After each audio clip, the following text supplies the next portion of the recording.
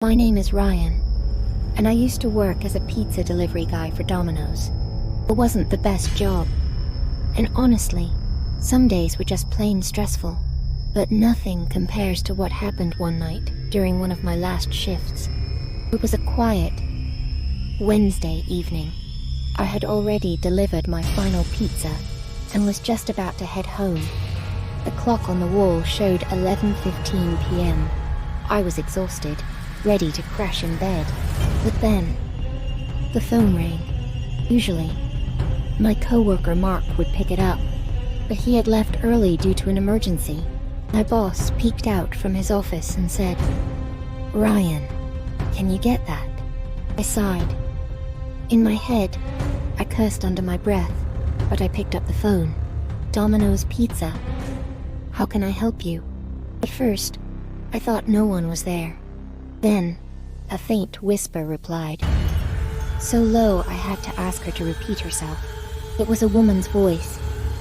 Soft. Strange. She ordered a large pepperoni pizza and gave me an address I didn't recognize. Before I could ask for her name or confirm the order, she hung up. No thank you. No goodbye. Just still. A delivery was a delivery. I packed the pizza, got into my car, and set the GPS. The address was on the outskirts of town, surrounded by woods. The road was old and bumpy, with barely any streetlights, just dark trees on both sides, like shadows watching me. I didn't see a single car or person the whole drive. About halfway there, something weird happened. I saw a young boy standing alone by the roadside. He looked about 10 years old, wearing old, muddy clothes. His face was pale, and he just stared at my car as I slowed down.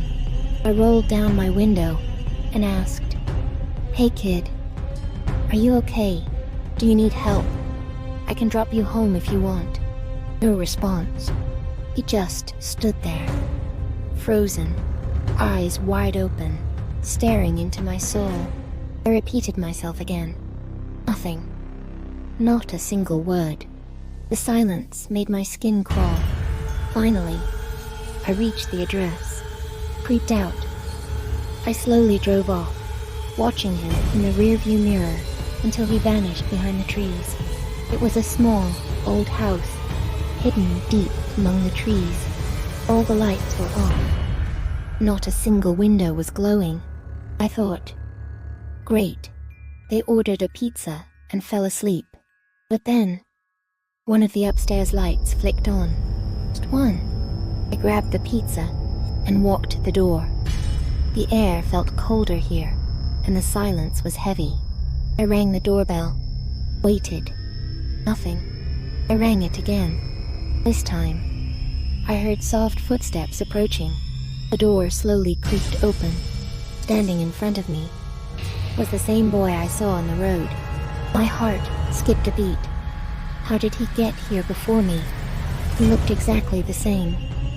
Dirty clothes, pale skin, wide eyes, expressionless. I stammered. He didn't respond.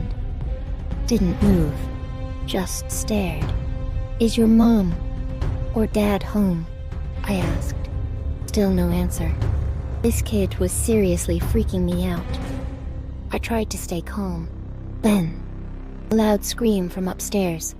It was a woman's voice, screaming in pain, like she was being attacked. I froze. My hands started shaking, and the pizza box dropped to the floor. The boy didn't even flinch.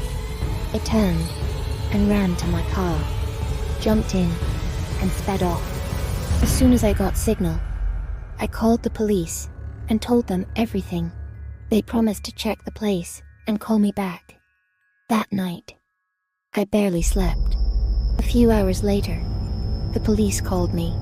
What they said made my blood run cold. "There's no one at the house," the officer told me. "No child. No woman." I was stunned. "How can that be?" I asked. "I was just there. I spoke to someone, saw them." The officer continued. 2 years ago, A man murdered his wife and 10-year-old son inside that house. He disappeared and was never found. Their bodies were discovered days later. Since then, no one's lived there. I didn't know what to say. I couldn't move. I felt sick. Who was that boy I saw on the road? Whose voice was screaming upstairs? Were they still trapped in that house? Sometimes, late at night, I still hear that scream in my dreams, and I see those cold, empty eyes staring back at me. Was it a ghost? A spirit? A nightmare? Or did I come face to face with something that still lingers in this world? All I know is I never delivered a pizza again.